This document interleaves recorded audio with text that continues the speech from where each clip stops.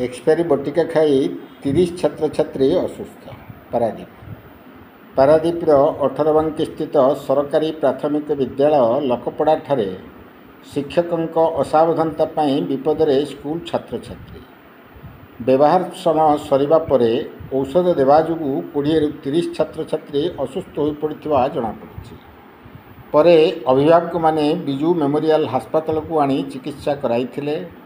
Doctor कहवा अनुसार expiry date बटिका खाई छात्र छात्री माने असुस्थ हो पड़ुछन्ति। उक्त घटना को नहीं अभिभावक मध्य तीव्र असंतोष प्रकाश पाई। छड़ा प्रधान शिक्षक यही मेडिसिन किपरि देले ताकू नहीं विराट प्रश्न सृष्टि कर।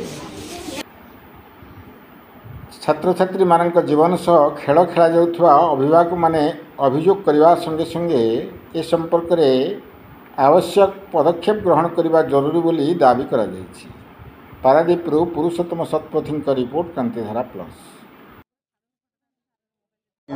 ओके कौन माने प्रथम कौन कहे पिला स्टार्ट है आगे आगे ओके मत स्टार्ट ला काउ स्टार्ट कर पछ कहला ओके कौन सर कौन एक्चुअली लगी पिला एक्चुअली कौन ना माने गार्डियन को जा कंप्लेंट आसु जे माने एक्सपायर्ड आयरन मेडिसिन दिया जाय जोटा कि 21 मसीहार थिला तार एक्सपायर डेट है 19 मैन्युफैक्चरिंग 21 तार एक्सपायर डेट थिला।